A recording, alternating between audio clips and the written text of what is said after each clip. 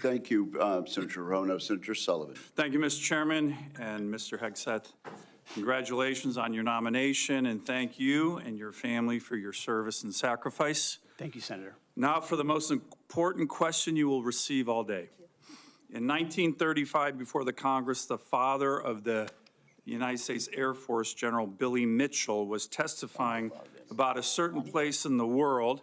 He said, quote, "I believe that in the future, whoever holds this place will control the world. This location is the most strategic place in the world."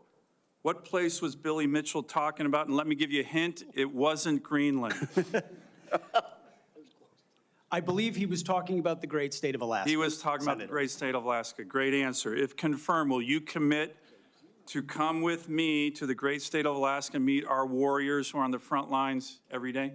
Senator, I have, and as I mentioned to you in the past, I did a brief training exercise up at Fort Wainwright at a previous part of my military life. I look forward to returning. Great. And I will say we are on the front lines with this new era of authoritarian aggression in Alaska. The last 2 years, we've had Chinese and Russian naval task forces, joint strategic bomber task forces in our EEZ, in our ADIZ, and after his election, President Trump put out an extensive statement on Alaska, which included the following statement: "We will ensure Alaska gets even more defense investments as we fully rebuild our military, especially as Russia and China are making menacing moves in the Pacific." Mr. Hegseth, if confirmed, will you work with me, this committee, and the incoming Commander-in-Chief on continuing to build up our military assets and infrastructure in Alaska to reestablish deterrence in the Arctic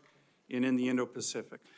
If confirmed, Senator, it would be a pleasure to work alongside you and this entire committee to recognize the very real threat in the Indo-Pacific, the very real ways, even these past couple of weeks, that Russia has attempted to probe and push in and around Alaska, and also the very real strategic significance of Alaska vis-a-vis shipping lanes through the Arctic. There are many, many ways in which Alaska is strategically significant, and with a necessary shift toward Indo-PACOM, Alaska, by necessity, will play an important role in that. Thank you, Ms. Hegseth. I very much appreciate your focus on lethality in warfighting. We desperately need it. I want to provide a few examples of the Biden woke military, which is not focused on readiness or lethality, and want to get your comments on it. Nobody wants an extremist or racist in our military, but one of the most disgraceful and shameful things I've seen over the past 4 years as a senator on this committee and as a Marine Corps Reserve officer was on day one, the Biden administration played up a false and insulting narrative that our military was chock full of racist and violent extremists. This reached a pinnacle in this committee when Biden's Undersecretary of Policy, Colin Kahl, the #3 guy at the Pentagon, testified that one of his top goals would be to, quote, "ending violent extremism and systemic racism within the ranks of the military." He had no data on this. The media loved it, fanned the flames, wrote baloney stories on this false narrative. Disappointingly, some of my colleagues on the other side of the aisle here reinforce this ridiculous narrative, one even suggesting that almost 10% of our uniformed military was extremists, 200,000 members, ridiculous, by the way, from this committee on the other side of the aisle. Mr. Hegseth, unlike Undersecretary Kahl, you have a lot of experience with our military. Do you believe the military is a systemically racist organization?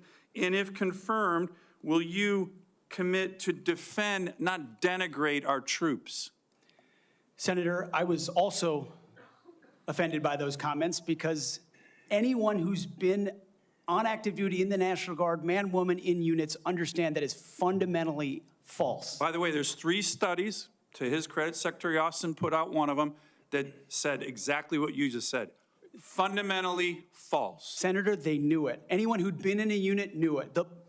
One could argue that if not the least, one of the least racist institutions in our country is the United States military. That's Being right. a racist in our military has not been tolerated for a very long time. One of the Never in my greatest civil formations, rights never in other organizations in formations. America. Would you agree the U.S. military is one of the most forward-leaning, probably one of the greatest civil rights organizations in American history? No doubt.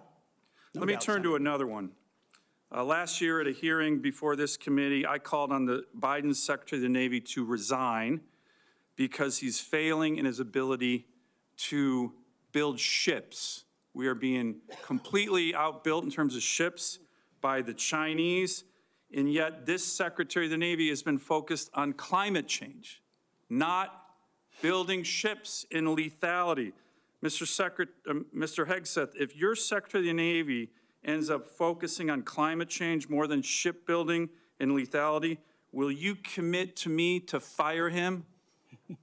My Secretary of the Navy, should I be confirmed, sir, will not be focused on climate change in the Navy, just like the Secretary of the Air Force won't be focused on LG-powered fighter jets, or the Secretary of the Army will not be focused on electric-powered tanks. Let me ask, We're going to be focused on lethality 1 minute and left. defeating our enemy. And I appreciate that. The other thing President Biden did, his first executive order as president, was to focus on transgender surgeries for active duty troops. This is all I'm describing the woke military here under Biden over the last 4 years. If confirmed and you issue an order saying we are going to rip the Biden woke yoke off the neck of our military and focus on lethality and warfighting, how do you think the troops will react? Senator, I know the troops will rejoice. They will love it. They will love it. And we've already seen it in recruiting numbers. There's already been a surge since President Trump won the election of recruiting. The Army says And do you think our military will surpass its and our recruiting military goals. will follow that order? Our military will follow that order, Senator. Gladly. Gladly, because they want to focus on lethality and warfighting and get all the woke, political prerogative, politically correct, social justice, political stuff out of the military. Thank you, Senator Sullivan. Thank you, Mr. Senator Hegseth. Kane. Thank you, Mr. Hegseth. I